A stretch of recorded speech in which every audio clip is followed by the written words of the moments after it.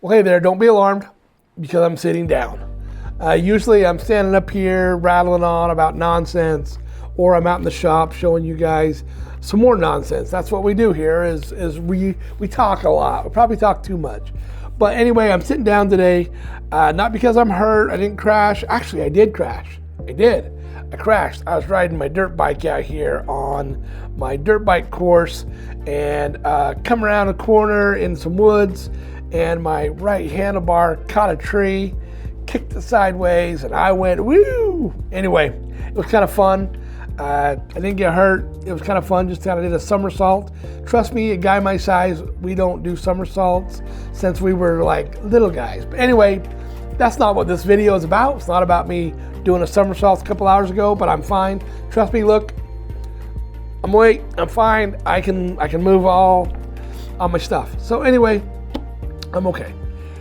But this video is going to be kind of important when we're talking about that. When I crashed out there, I was wearing my boots, I was wearing my helmet, and I was wearing gloves. Okay, I wasn't all suited up, but I was wearing the most important things.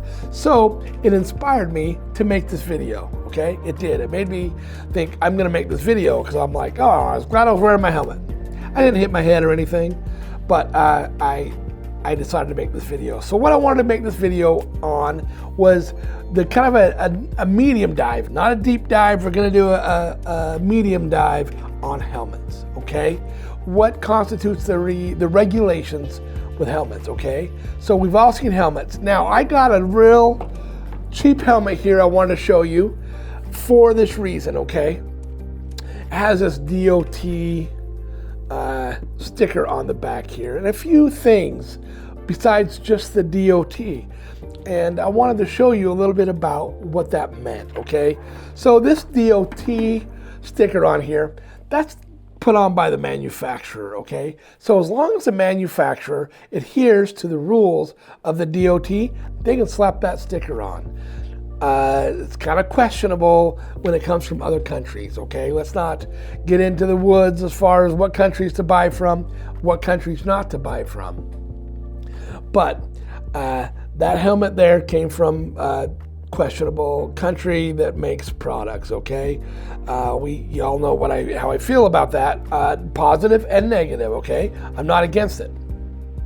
But anyway, do I trust that helmet? Probably not, okay?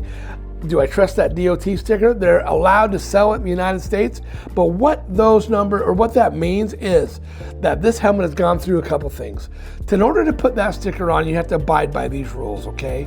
It has to have some kind of impact protection tests, okay? So when they do these tests, they have to drop it. You have to drop it and see if it impacts, if it damages the shell, if it damages the foam, the EVS foam, inside of the helmet, okay? Let's see here. It has to have a chin strap, okay? In order to get that DOT, it has to have a chin strap that is, that fastens securely, okay? That fastens securely and doesn't come off or stretch during impact. How they test that, I don't know, okay? I don't know. It has to be able to penetrate or not be penetrated by a spike, okay? A sharp object, not necessarily a spike, but a sharp object. So they take some kind of a sharp object, ram it into this, and it can't puncture and be able to touch the part of your head, okay? Another thing they do is has to have 105 degrees of visibility, okay? This one's huge. This isn't a full face, but it's got to have 105 degrees of visibility to get this DOT sticker, okay? A couple of other things, it's got to have the make of the helmet, okay? It's a West helmet. It's got to have the model, okay? This looks like it's a Boulevard 708. Has to have the FM code, okay? This is FMVSS number 218. That is a U.S. code for the DOT, the Department of Transportation, and it has to have that code on it, okay? It also has to have the size. This is a large. So those things have to be on this sticker. Brand, model, DOT, and the code has to be printed on on the helmet. It doesn't necessarily have to be right here. It can be on a label on the inside, but it has to have a DOT. Okay, so that right there is how the manufacturers can put, you know, the DOT sticker. Kind of questionable. Okay, we have reputable companies that we know when they put that on there, then we're good. But ones you don't know of, it's kind of questionable. Okay, so now we're going to get into, I wrote some notes, folks. Okay, I did. I sat here for a little bit today after the sun went down. It's dark. It's 7 o'clock. Okay, but I started making some notes. I've been doing this a couple hours when I got off work, and wrote some notes up here. So what we're going to do is we're going to talk about DOT. We're going to talk about Snell. We're going to talk about ECE. Okay. And then we're also going to talk about a MIPS, when you have a MIPS label. And MIPS isn't necessarily a certification. MIPS is a technology, okay? So it's a technology that they put on there as a label that's going to tell you about that certain technology that they've put in your helmet. So let's go ahead and move on to Snell ratings, and I'm going to tell you a little bit about Snell and what the requirements to have that Snell rating on there. That's basically the differences between Snell rating and the DOT rating. It's just up and up the ante. Okay, more, you know, more impacts, multiple impacts, harder impacts, stronger chin strap, and that basically. The cons of them, okay, are they can be a little heavier, they can be a little stiffer. Some people complain about the less comfortable, but I think that's kind of a misnomer, because you can have a good Snell helmet with good padding, and it's going to be more comfortable. So you can have a cheap DOT helmet, and it just depends on usually the price, on how much, you know, how comfortable it is. So let's see here. Bottom line, maximum impact protection. They say that they're the best for, you know, high speed, and that's basically Snell in a nutshell. So that kind of rhymes. Okay, so we're going to move on to ECE ratings. Okay, the first thing we did was the DOT, and that was Department of Transportation. That's a U.S. entity, so you're going to get the DOT rating. ECE ratings comes from Europe. So ECE is a European helmet safety certification issued under regulations from the United Nations Economic Commissions for Europe. Okay, so that's a lot. That's a mouthful. And so this is their rating system over there. Okay, and the differences again. Okay. Again, you're going to have a sticker. We have a DOT sticker here that says ECE 22.06. That is the current rating, okay? You're going to have some of the older ones that were 22.5, and in some countries, if you have that old helmet, it's not legal anymore, okay? It's not legal anymore. So it's still legal in some places. You're not probably allowed to sell it, but it's not a legal helmet to ride on the road. Or a legal ECE rating with the old one, okay? It's got to have the 22.06 rating, okay? So what they do with that is, again, multiple strikes. Then the biggest differences between the ECE and the DOT that I'm noticing is side hits, okay? They want to test it and see how it does from a side impact or oblique, okay? They're more focused on brain injuries, okay? Now, these are independent companies that do a lot of these ratings for these companies, or not for the companies, but to get these ratings, okay? So they have more impacts. They tested at higher speeds, the oblique.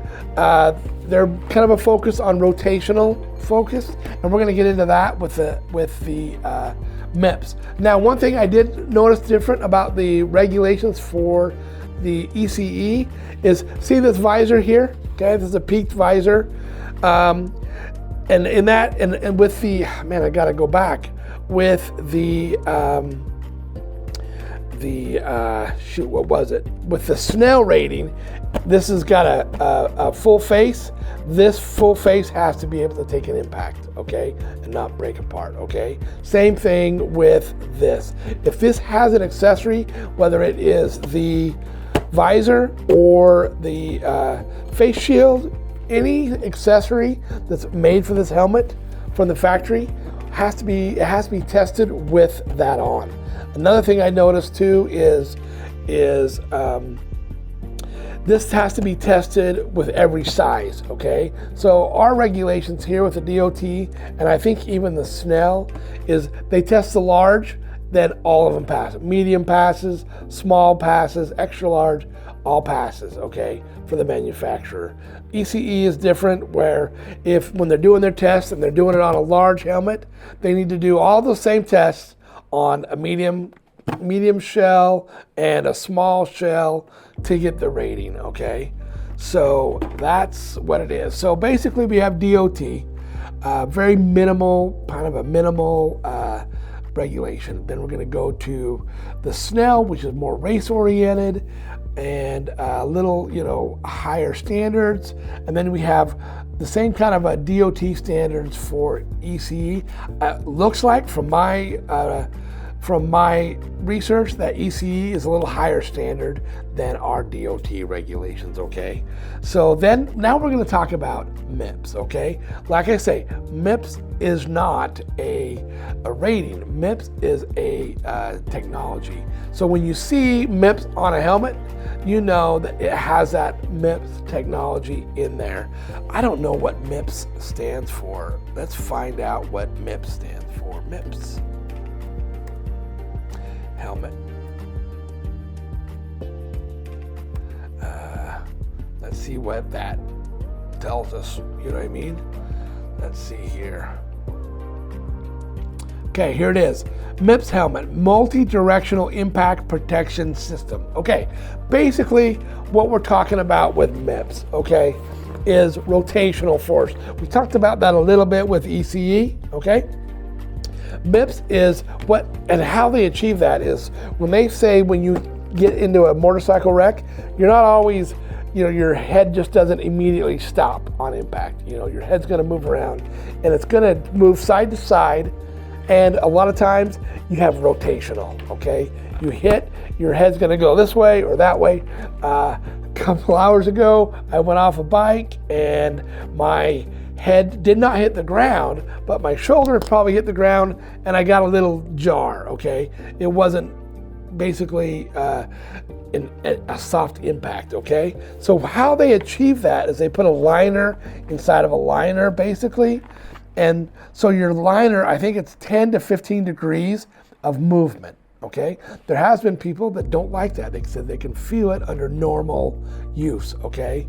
But what that means is when you get hit by your object or come to a stop or fast, your helmet is gonna move 10 to 15 degrees before your head does, okay? Little less movement. They're saying that 90% of your brain injuries and all that is because of that quick movement of your head. So MIPS, is supposed to mitigate that, okay? So most crashes are aren't straight hits. So most crashes aren't straight hits. They usually hit at a ground at an angle, causing the helmet to twist. That's linked to concussions, brain injury, and something that I can't say because I can't read this long, horrible word. I would murder it, okay? So how MIPS works is a low friction layer, looks like it. Again, the 10 to 15 millimeters of movement, okay, that decreases the rotational. Let's see, it's not a replacement for DOT, ECE, or Snell. It is literally a technology built into those. All those systems or all those regulations can have MIPS in it, okay? Doesn't look like there's many pros and cons to this, if really any. The cons are slightly added cost.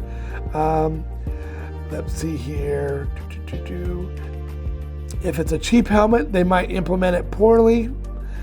Don't buy cheap helmets, you know what I mean? And not every shape of helmet works with that. So bottom line is, okay, so I've even got a trusty pen here. The next one is Snell rating, okay? What constitutes Snell? Basically, Snell's the same thing, okay, as DOT, just up the ante, okay? Just up it a few notches, okay? So in order to be Snell rated, now Snell rating is mostly for race. It came about through racing, an upgraded DOT regulations.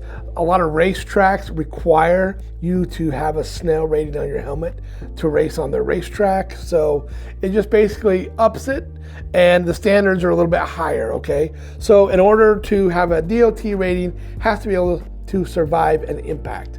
In order to get Snell rated, it has to survive multiple impacts, okay? It's got a higher impact, harder impacts, not just multiple, harder, and it has to be at different areas on the helmet, okay? Let's see here. No sharp objects can be able to puncture this, the same, okay? I forgot something with the DOT. The DOT says the helmet has to be less than 3 pounds, okay? So 3-pound helmet and under to be DOT certified, okay? Same thing with these Snell ratings, 3 pounds or under, okay? So the chin straps must be able to withstand higher forces, okay? Less stretch and the limits and no failure. If the chin strap fails for any reason, it doesn't become a Snell rated, okay? Let's see here. Helmet must not be able to be rolled off the head form when pulled from the rear, okay? So if you've got a dummy head in here, which, don't laugh, I'm not a dummy, but sometimes I resemble a dummy, okay? It can't be pulled this way off the dummy head, okay? These are the 4 breakdowns as far as things you're gonna see on the side of a helmet. The biggest thing is buy a quality, reputable helmet from a reputable company, okay? You know that you see these on Amazon, you see novelty helmets. Stay away from those novelty helmets. I've seen Iron Man helmets. I've seen the Alien movie Predator guy helmet, you know, and they're ridiculous. Don't buy those, don't waste your money. They're gonna kill you. So stay away from anything that's kind of oddball. I even see, and I've ridden with these guys. I got some buddies that ride with them. They have the motorcycle, these guys ride Harleys and whatnot, and they wear like a baseball helmet. Looks like a baseball cap with a curved up brim, and it's hard. You'd be hard pressed to live through an accident with one of those things on. That visor, that thing's gonna rip off and rip your head off. So anyway, just because it looks cool, I'm not saying stuff don't look cool. Just because it looks good doesn't mean it is good. So bottom line, this is just kind of an impromptu video. I did spend a little time doing some research, but it was inspired by me taking a little tumble on my dirt bike today and being glad that I had my helmet on and thinking, you know, what do these ratings mean? And breaking it all down for you guys. If you like this sort of content, please subscribe. I've enjoyed making these, and I like learning about motorcycles and sharing it with you guys. So I hope you enjoyed this kind of stuff. If you like it, please like and subscribe. You know all the things. Y'all know what to do. This is 2026. Everybody knows what to do, but it really, really helps, and I really, really appreciate it. So really, really like and subscribe and share with your friends. All right, we're gonna see you in the next one. You guys have a good day.